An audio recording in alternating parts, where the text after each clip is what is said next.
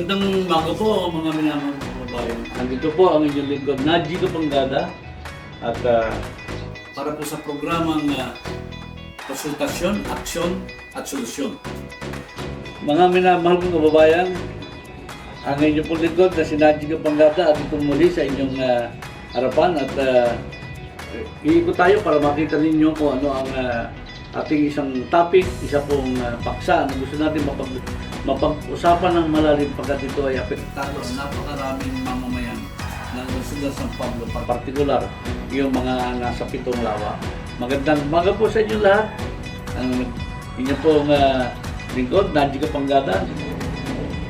Sa akin pong babalik, atin pong pagpupulungan ang isang tumatamlay na issue ngayon ng paborito nating isda dito sa Luzon, San Pablo, ang tilapia. Sa po kayong alis. At ako po ay babalik. Muli po nagbabalik ang programang konsultasyon, aksyon at solusyon. At ngayon po, kapiling po natin si Ate Sila, ang isa sa pinakang institusyon na ng pag-grow ng tilapia dito sa ating Luzon at San Pablo. Mayroon po siyang pinakamalaking palaisdaan ng mga isdang tilapia.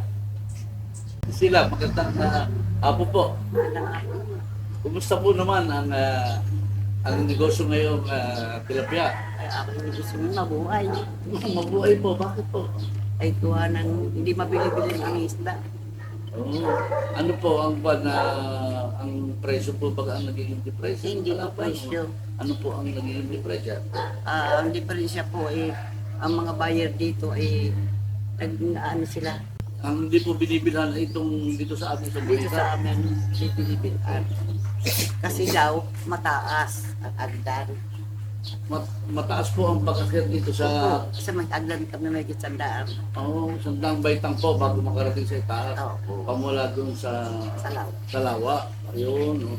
Ay sa Sampaloc, sa Kalibato, doon pa sa ibang ano po ay medyo maluwan-aluwan ang kanilang pagkuha ng isda, ang kanilang kinakatwiran. Yun ang katwiran nila. Isa pa talaga ngayon ang patag ng samahan ang mga mangingisda, ang mga buyer. Opo. At yung dating namin nabili sa amin, wala din eh. At kung bakasyon sa kanyang anak. Yung po'y bayad na nandito sa palengke ng San Pablo. Bayad din sa Sampalo. Opo. Nagsasama-sama sila. Nawala ang kuha. No? Nawala yung ano nila, gusto nila. Pagka bibili, sama-sama sila tatawan ng mura. Pwede pa naman bibili na.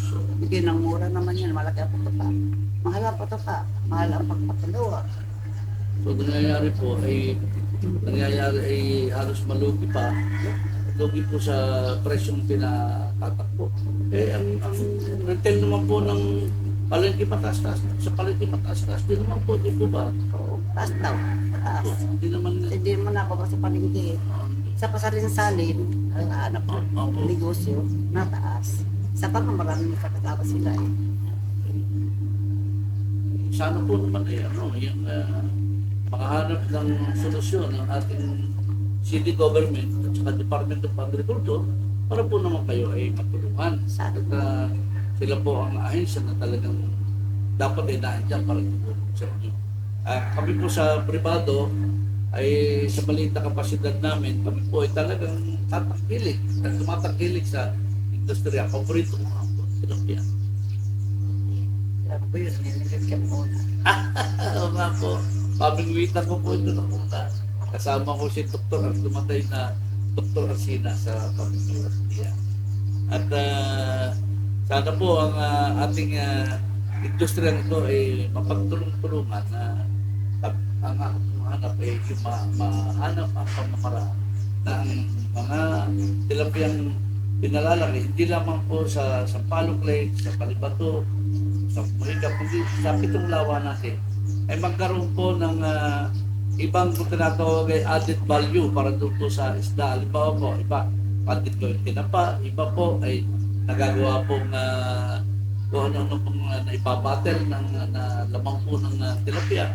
At ito po ay mapipilay din, yung pinipilay po na napakasarap naman ng tilapia po eh. Kaya di kailangan lang po dito marahil ay tulong ng pamahalaan para may promote natin. May promote. Sana. Opo, sana ganun po. Muli po magbabalik ang programang konsultasyon, aksyon at solusyon. Kasama natin si Paulo na isa rin po sa nagninegosyo ng tilapia dito sa ating isa sa mga lawa ng lungsod. Ang lawang Muhikap. At Paulo, ano ba ang nangyayari ngayon sa industriya natin dito sa industriya ng tilapia? Bali po, Kanadi, ang problema naman po natin o challenge sa ating po palaisdaan ay ang pagkuha po ng buyer ng mga tilapia. Dahil madali po mag-produce ng tilapia. Kaya lang po yung ating buyer, limitado.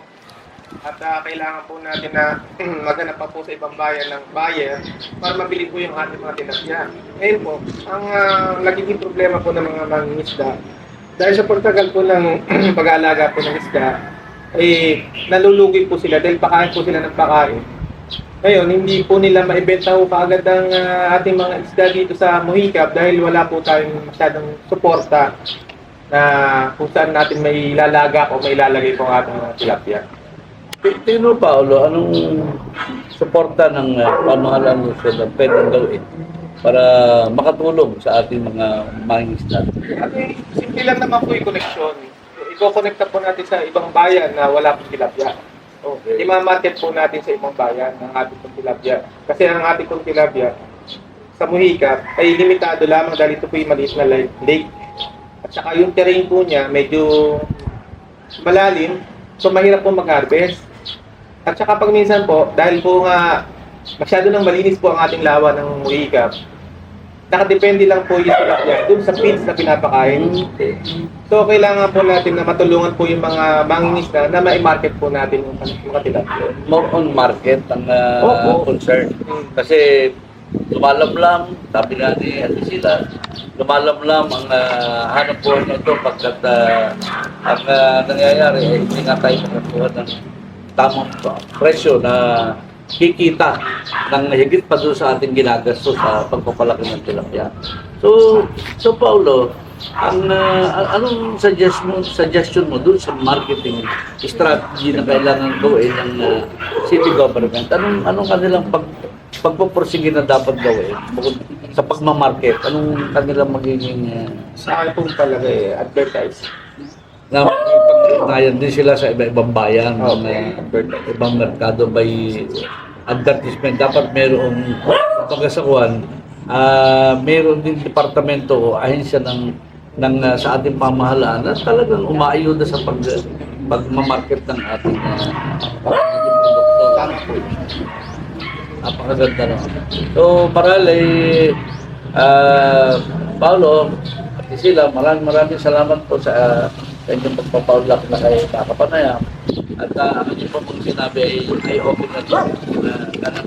Ito po ay hindi alam ng napakarami na nagkakaroon pala ng ganitong problema sa isang kalakan o isang produkto ng ating bayan na talaga naman po napakasarap ng tilapia. Lahat ng luto po dito, diba tayo? Sa amin po lang, ginamatisan lang. Itong ating programa sa ating mga kinaukulan para sa ngayon po ay maka-assist sa inyo at programa namin. Ulit po natin ito para kayo po at sila ay maparating ang inyong kinahingan po.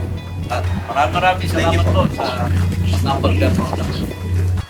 Sa panig po ng ating programang konsultasyon, aksyon at solusyon, kami po ay nananawagan na ang industriya ng tilapia dito sa ating lungsod ng San Pablo ay ating pagtulong-tulungan ng pribado at saka po ng ating pamahalaang lungsod para maisigurado po natin yung paglamlam ng ating industriya nito ay huwag magpatuloy at ito'y makabangon.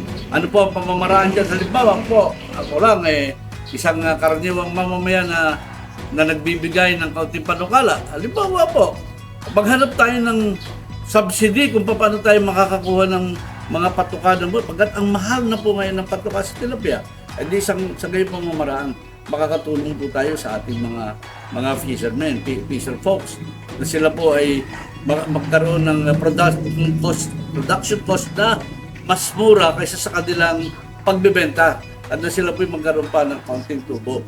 Kaya mga minamahal ko kababayan, tayo po nagkakaroon ng Tilapia Festival. Para bakit po tayo nagpe-festival kung hindi naman natin bibigyan ng pagkakataon na matulungan ng ating ahensya ng pamahalaan ang pagkakaroon ng siglang muli ng ating pagpapalaisdaan. So sa inyo po lahat, magandang araw po, inyong lingkod, Nadji Kapangada po ang nagsusumamo na tayo magtulong-tulong, na tayo ay ating ibsan ng pagkakahirapan ngayon ng sitwasyon ng ating mga mangingisda, partikular po dito sa Lawa ng Mohikap. Gandang araw po.